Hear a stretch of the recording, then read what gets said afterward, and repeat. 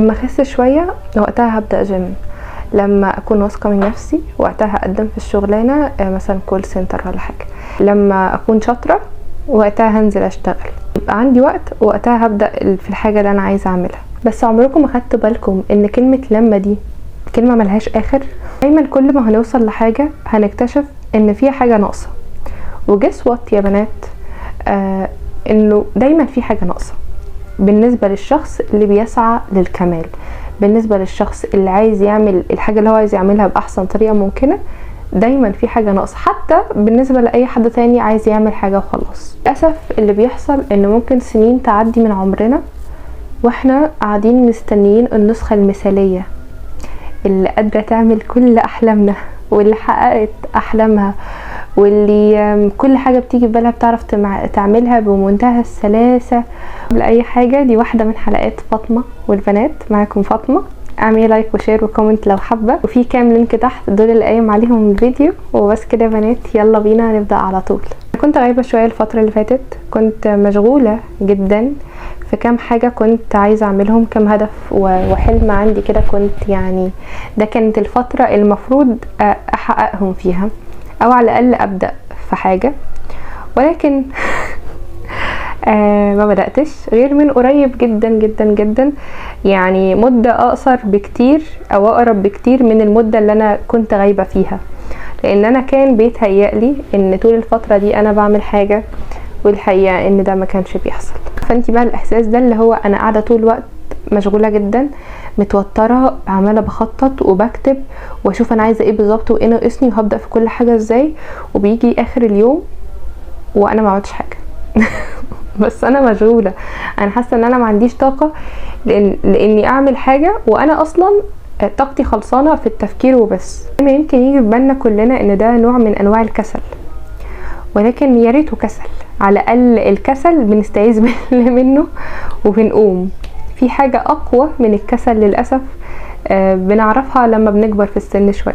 بنكبر في السن، اما يعني بنكبر شوية، مش في السن، يعني بنكبر شوية، حبة صغيرين.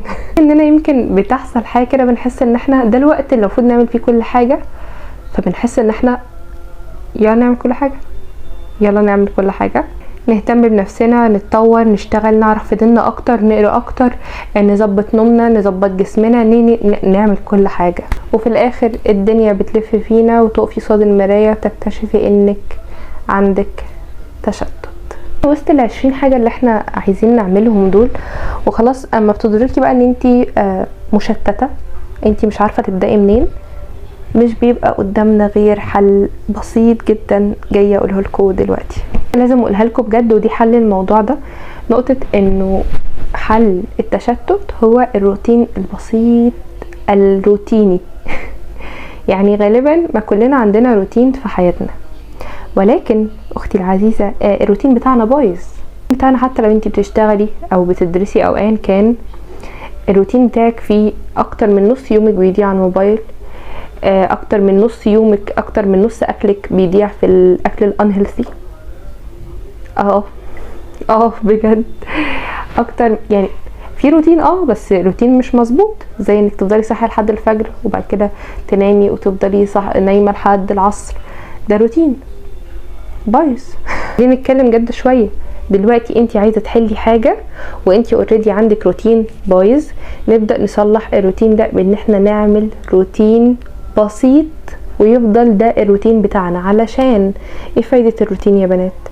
عشان الايام اللي انتي صاحيه فيها ما عندكيش طاقه لحاجه ومجنونه يبقى عندك حاجات ثابته. الحاجات الثابته دي هي اللي في اخر اليوم اللي هتحسسك انك انجزتي حتى لو انتي ما انجزتيش. فيما معناه ان لو انتي صاحيه النهارده نفسيتك زي الزفت، مش عايزه تعملي حاجه، ما عندكيش طاقه تعملي حاجه، بس انتي متعوده انك بتصلي، بتعملي سكين كير روتين بتاعك، بتاكلي هيلثي عشان الاكل الانهيلثي مثلا او الاكل اللي مش صحي يعني بيتعبك، بيخليكي تحسي انك منفوخه، بيخلي ريحه جسمك وحشه، ايا كان. انتي اصلا على اخر اليوم هتحسي انك قريتي ورد القران بتاعك مثلا، قلتي اذكارك، روقتي اوضتك. في اخر اليوم انا ممكن محققتش هدف من اهدافي، مثلا ان انا اتمرن او ان انا مثلا اكمل في البيزنس بتاعي مثلا، او ان انا انزل الشغل وانا كلي طاقه وحيويه واقابل الناس بمنتهى السماحه.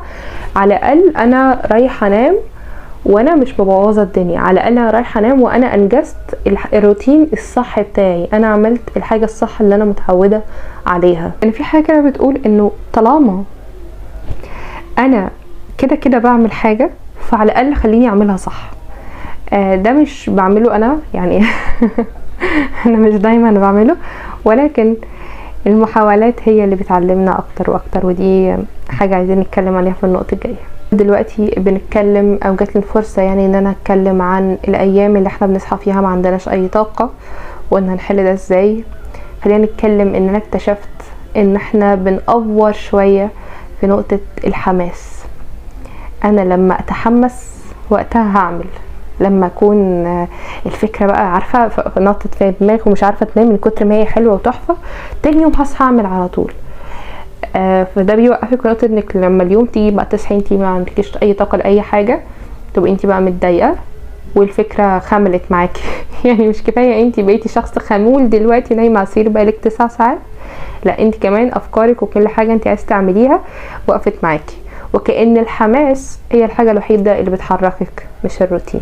في نقطة مهمة جدا، ان الحاجات الحلوة اللي بتحصل لنا في حياتنا مش بتحصل علشان احنا متحمسين، ولكن بتحصل بسبب القرارات الصغيرة اللي احنا بناخدها كل يوم. يعني مثلا واحدة عايزة تخس زي كده تمام، الواحدة اللي عايزة تخس زي دي لو فضلت طول كل يوم عايزة تستنى اللحظة اللي هتكون متحمسة فيها علشان تاكل هيلثي، او عشان تنزل الجيم، او عشان تنزل تتمشى، ممكن وقتها هنزل اتمشى مرة في الشهر عشان في اللحظة اللي بيبقى عندي فيها حماس، وغالبا في اللحظة اللي بيكون فيها حماس ممكن تكسلي اصلا. شايفة دايما انتي محاصرة يا كسل يا تشتت يا مستنية الحماسة تجيلك. اللي بيحصل ايه بقى، ان واحدة عايزة تخس فمش هتستنى الحماس، بس في قرارات صغيرة عمالة بتاخدها كل يوم دي اللي هتخسسها. الحماس مش بيخسس، الحماس مش بيحقق اهداف، القرارات الصغيرة هي اللي بتحقق اهداف. زي مثلا وانا ببدأ البيزنس بتاعي مش عارفه بضحك كده ليه، من عشان كنت عايزه اقول لكم لو بصوا فاطمه فتحت البيزنس، فتحت بيزنس ميني بيزنس صغنون كده، كتكوته لسه في مقتبل عمره، يعني في الشهور الاولى، في الايام الاولى كمان. انا وانا جايه افتح البيزنس بتاعي عشان كده قلت اقوله لكم في نص الفيديو عشان هو هيفرق لكم. تحمست جدا للفكره، وكنت اصلا مأجله الفكره دي قوي، يعني انا قلت ان شاء الله لما اتجوز وقتها هعمل الفكره دي. ليه؟ لان انا ما عملتش البيزنس ده عشان اكسب منه، ولكن انا عملته علشان هو حاجه انا كنت عايزه اعملها لنفسي اصلا، فقلت يمكن في حد تاني يهتم بيها. المهم طبعا كنت متحمسه جدا في الاول، وبعدين عشان اخد قرارات صغيره بدات ان انا انزل اجيب حاجه وحرفيا حاجه. كنت مره بنزل اجيب ورق، مره وانا معديه اجيب قماش، مره فاهمين. عامه هو لينك الاكونت بتاعي تحت لو حبيتوا تبصوا بصه. المهم والكلام ده حصل على مدار شهور على فكره، ومن شهور كمان، وجبت الحاجه وفضلت مركونه عندي شهور طويله جدا، يمكن 3 أو 4 شهور ما عملتش فيهم اي حاجه. وخطوه العمال ذات نفسها، يعني انا وانا بعمل كل بقى الحركات بتاعه الحاجه اللي انا كنت بعملها دي عشان اول ايتم، يعني اول قطعه في البراند بتاعي. انا ما بحبش اسم كلمه براند دي بجد، عشان كده بقول بيزنس. انا ما بحبش ان انا عندي كمان طولت قوي وانا بعمله، وكان في بالي حاجه واحده بس، ان هي القرارات الصغيره هي اللي هتعمله. يعني انا لما النهارده اجي اجيب المقص واجرب اقطع كام حاجه عشان دي حاجه في الحاجه اللي انا بعملها، تمام، دي خطوه صغيره. بكره او بعد بكره او الاسبوع الجاي هبدا الخطوه التانية. ده ممكن بياخد وقت طويل، ولكن دي الحاجه اللي بتسحبك واحده واحده من التشتت اللي انت بتبقي عايشه فيه ده. وتاني حاجه على طول بتيجي، او تالت حاجه تقريبا بتيجي، وانس انك خلاص بتحاولي تقومي، انك تعترفي انك خايفه. اعملي قرار حتى لو انتي خايفه. جات لي لحظه كده وانا في نص الدفتر اللي كنت بعمله، جات لي لحظه كده اللي حسيت اللي هو انا فاشله والله العظيم يا بنات، انا فاشله ومش عارفه اعمل حاجه. انا كنت اوريدي عملت حاجه، ولكن جات لي لحظه بصيت لحاجه كده حسيت اللي هو انت هتعرفي تعمليها؟ طب هي ليها لازمه؟ طب هو ينفع؟ طب كل بقى حاجات الخوف. طب افرضي ما اللي انت بتعمليه ده ما نجحش، افرضي لحظات خوف فعلا. يعني انا في نص الحاجه صرفت فلوس وفلوس كتير كبدايه ومش هاخد منها اي عائد، وانا اصلا ناويه من البيزنس ده ان انا ماخدش منه اي عائد في البدايه. انا بس هقول لكم حاجه فيا، بس انا حبي لفكره ان البنات تكون مبسوطه اكتر بكتير قوي من حبي ان انا اكون بعمل حاجه تجيب لي فلوس. فانا لو هديها اصلا لحد جفت وده اللي انا ويعملوا على فترات، يعني ان انا اطلع حاجات من اللي عندي كده جفت لحد يكون مهتم ومقدر الشيء ده، احسن بالنسبه لي كتير قوي من ان انا اكون باخد من وراها فلوس وبحس الفلوس مش بتعمل حاجه يعني ايا كان. فجات لي اللحظه دي بقى اللي انا حاسه ان انا اللي انا بعمله ده مش هيتقدر، وخوف بقى، خوف من انتي بتعكي عارفه احساس انتي بتعكي دلوقتي. ولكن كملت في اللي انا قلت خلاص انا بدات اوريدي وخلاص خلينا نعملها وخلاص، علشان انا عارفه الهدف منها. كان هدفي من الحاجه او عامه خلي هدفك من الحاجه اللي بتعمليه، وقلت لكم ده قبل كده، في هدف معنوي اكتر من يكون مادي. يعني انا كنت عارفه وانا بعمل الحاجه دي ان ده فارق لي انا، حتى لو ما نجحش انا سعيده.